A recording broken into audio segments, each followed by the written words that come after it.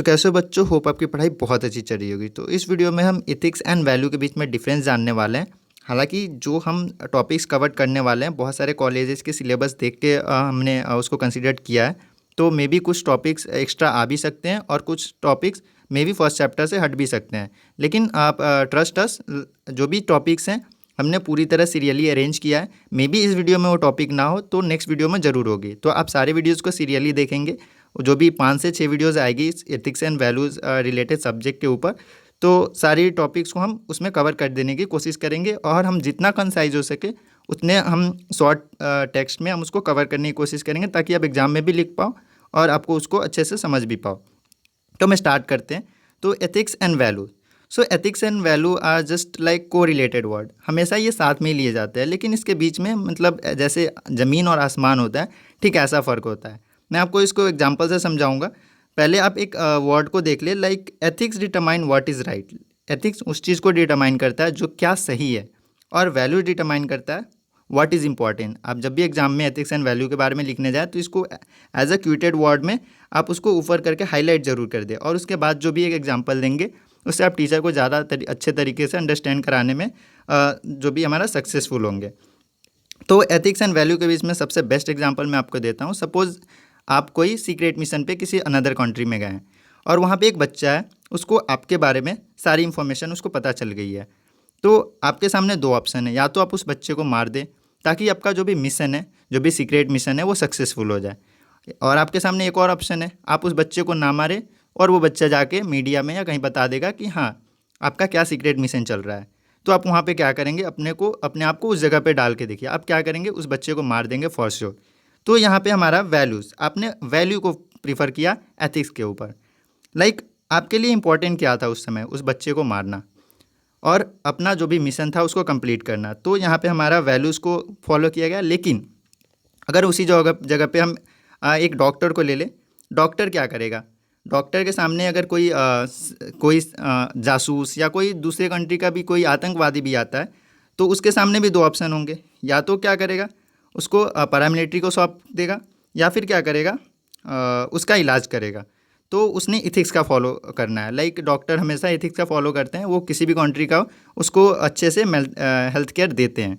तो वहाँ पे क्या सही है इसका फॉलो किया जाता है। लेकिन अगर हम जो भी आर्मी सेक्टर में जाएं तो वहाँ पे क्या ज़रूरी है इसका फॉलो किया जाता है। So in this competitive world every business entity works on a certain principle and believe which are nothing but values. Like जितने भी बिजनेस अभी चल रहे हैं सब इस चीज़ों पे बिलीव नहीं करते हैं, एथिक्स पे वो नहीं चलते हैं, वो वैल्यूज़ पे चलते हैं। लाइक उनका बस एक मात्र एम होता है व्हाट इज़ इम्पॉर्टेंट। लाइक उनका एक बिज़नेस बढ़ाना होता है। जैसे आपने देखा होगा बहुत सारे ऐड में अभी जो भी बहुत सारे केमिकल से रिलेटेड सब्सटेंसेस आ रहे हैं मार्केट में, वो व्हाट इज़ राइट पे नहीं व्हाट इज़ इंपॉर्टेंट पे चल रहे हैं। तो आप इसको अच्छे से एक्सप्लेन कर सकते हैं ताकि आप वैल्यूज़ को कुछ ज़्यादा एक्सप्लेन तरीके में सामने रख पाएँ। But ethics is implemented in the organisation to ensure the protection of the interest of stakeholder like customer, supplier, employees, society and government. हालांकि ये चीज़ें जो भी थ्योरेटिकली है इसको तो ऑर्गेनाइजेशन में इम्प्लीमेंट किया ही जाता है। लाइक सपोज़ एक कोई कंपनी है, सपोज़ वो सर्फ बनाती है, तो वो सर्फ ऐसे बनाएगी लाइक हाथों को नुकसान ना पहुँचे, बट उसको क्या करना है, कपड़े को भी साफ़ करना है। तो उसमें वो कुछ सोडा का अमाउंट इंक्रीज़ करती है ताकि अपना जो भी प्रोडक्टिविटी एडवर्टाइजमेंट के थ्रू वो कर सके कि हमारी जो भी सर्फ है वो कपड़े को ज़्यादा साफ़ करती है। लेकिन एट द सेकेंड हैंड जो प्रोडक्टिविटी इंक्रीज करने के चक्कर में आवर हैंड को वो क्या करें, नुकसान पहुंचाने लगते हैं। तो ये हमारा इथिक्स एंड वैल्यू एक कॉन्ट्राडिक्टरी भी आ जाता है। आप इथिक्स को फॉलो करेंगे कहीं कहीं तो वो वैल्यूज़ फॉलो नहीं हो पाते हैं, लेकिन अगर वैल्यूज़ को फॉलो करेंगे तो कभी कभी इथिक्स भी फॉलो नहीं हो पाते हैं। तो ये सारी दोनों चीज़ें अपोजिट में चलती है। मैंने कहा था ना, एक ज़मीन है तो दूसरा आसमान हो जाता है। तो आपको एक मोरल कैरेक्टर, तो एक मोरल कैरेक्टर वर्ड भी आता है आपके सिलेबस में। तो what is moral character? So a good moral character include like consideration of honesty.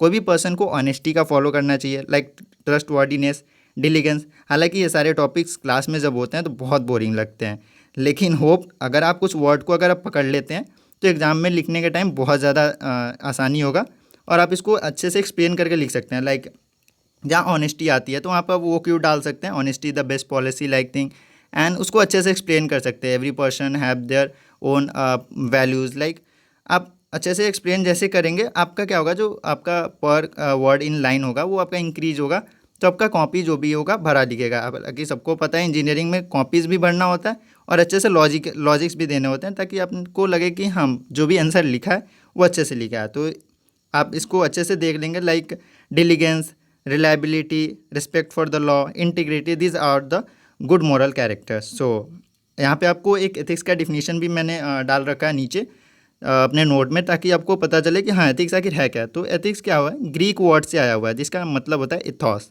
और इथॉस का मतलब होता है कस्टम। कस्टम मीन्स क्या होता है, जैसे भारत में होता है रीति रिवाज, जो भी परंपरा चले आते हैं उसको हम लोग कस्टम कहते हैं, तो एथिक्स को हम कस्टम भी कह सकते हैं। So it is a branch of philosophy which focus on systematic study of human behaviour and action that follows according to what constitute rightful act and wrongful act for the person। So आप यहाँ पे ethics का as a definition लिख सकते हैं। सो at the last आता है हमारा use of ethics, like what are the use of ethics, credibility, leadership skills, decision making and long term gains. Like आप जो भी आंसर लिखेंगे तो मैं आपको बताता हूँ आंसर को लिखना कैसे है। सबसे पहले तो आप एथिक्स एंड जो भी वैल्यूज़ होगा उसके बीच का अगर आपको डिफरेंस लिखने को आता है तो एथिक्स एंड वैल्यू का डिफिनीशन लिखेंगे। फिर उसके बाद क्या करेंगे, एक एग्जाम्पल के थ्रू एथिक्स एंड वैल्यूज़ के बीच में डिफरेंस क्रिएट करने की कोशिश करेंगे। फिर लास्ट में आपका आता है लाइक आपका जो भी एथिक्स है और जो भी वैल्यूज़ है उसका जो भी हमारा यूज़ है, लाइक वैल्यूज़ का यूज़ हम कैसे कर सकते हैं, like to increase the productivity in a company, like it is मतलब जो भी आप वैल्यूज़ की जितनी भी चीज़ें आती है, लाइक हमारा आ जाता है कि कैसे एक पर्सन की एक अपना वैल्यू होता है, वैल्यू स्टैंडर्ड होता है। एथिक्स क्या होता है, एथिक्स यूनिवर्सल होता है, बट वैल्यूज़ जो होता है वो पर्सन बाई पर्सन चेंज होते रहता है। इन सारी चीज़ों का आप जैसे मेंशन करेंगे तो आपका जो भी आंसर होगा वो 3 to 4 पेज तक तो आ ही जाएगा विथ एग्जांपल। अगर जब आप इसको एक्सप्लेन करेंगे तो आ ही जाएगा। तो एथिक्स एंड वैल्यूज़ के बीच में जो जो टर्म आए उस टर्म को भी हल्का जो भी अपने रियल लाइफ से रिलेट करके जो भी लिखने की कोशिश करेंगे वो अगर आप करेंगे तो कुछ ज़्यादा ही रियलिस्टिक फील होगा, तो उस पर आपका जो भी टॉपिक है वो अच्छे से एक्सप्लेन हो जाएगा। तो होप आपको ये जो भी टॉपिक है एथिक्स एंड वैल्यूज़ का चैप्टर 1 समझ में आया होगा। तो हम नेक्स्ट चैप्टर में बात करेंगे like human rights and all this thing. So अगले वीडियो में मिलते हैं। Till then take care and bye bye.